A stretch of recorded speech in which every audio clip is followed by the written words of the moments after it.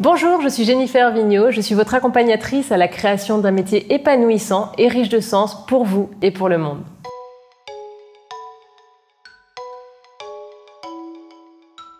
Aujourd'hui, je voudrais vous parler de la fiche outil « Le talent, c'est l'envie ». Alors ça vient d'une magnifique citation de Brel qui dit « Le talent, c'est l'envie, le reste, c'est de la sueur ».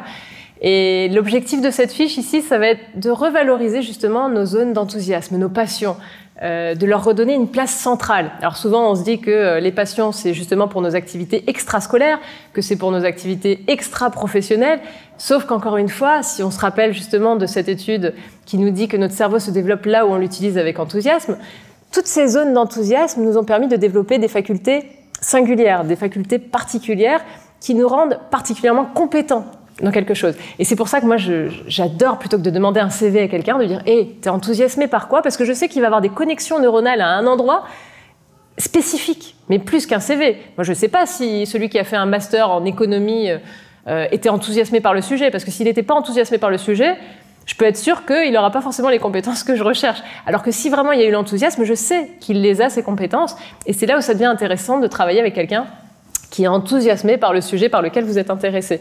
Donc, je vais vous demander, est-ce que vous avez justement une ou plusieurs passions, passe-temps favoris alors dans votre vie, quand vous avez par exemple, quand vous avez un week-end de libre avec rien à faire, qu'est-ce que vous avez envie de faire? Alors ça peut être peut-être rien, c'est déjà extraordinaire, mais quand vous avez vraiment beaucoup de temps, qu'est-ce que vous aimez faire? D'accord? Qu'est-ce que vous devez faire, mais qu'est-ce que vous aimez faire? Quelles sont les activités qui vous ressourcent, qui vous nourrissent, qui vous donnent de l'énergie, qui vous rendent heureux? Très important, ça c'est pareil. Souvent, la meilleure manière de savoir si on fait quelque chose qui est aligné avec soi, est-ce que ça me rend heureux? Elle est simple comme question, mais elle n'est pas si facile finalement à appliquer dans notre vie. Et c'est pourtant le meilleur guide de savoir si on est profondément aligné. Est-ce que ça m'enthousiasme? Est-ce que je suis heureux quand j'y vais?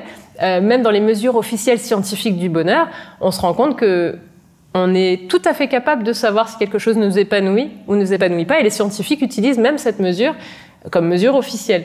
Donc, est-ce que ça vous épanouit? Est-ce que ça vous donne de l'énergie? Quelles sont les activités qui vous font oublier le temps qui passe?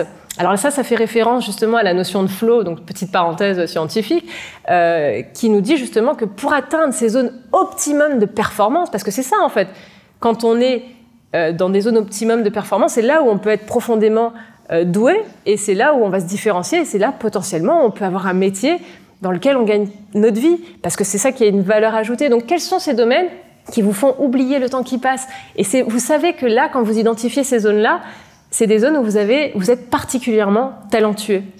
Tout simplement parce que ce sont des sujets qui vous passionnent.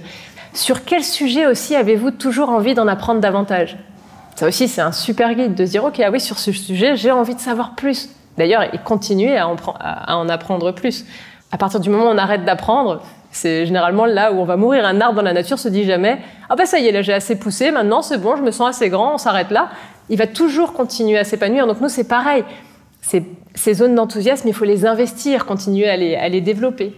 Et enfin, dans quelles activités je me sens performant, quelles forces sont nécessaires de réaliser que, tiens, sur telle activité, ce sont des choses que vous faites régulièrement, et de prendre conscience justement de tous les talents, de toutes les compétences, de toutes les forces que demande cette activité. Et après, justement, vous allez vous amuser à faire un pont entre ces zones d'enthousiasme et le monde organisé en termes de métier, de projet. Mais encore une fois, votre objectif, ça va être de mettre ces passions au cœur de ces activités professionnelles que vous allez créer.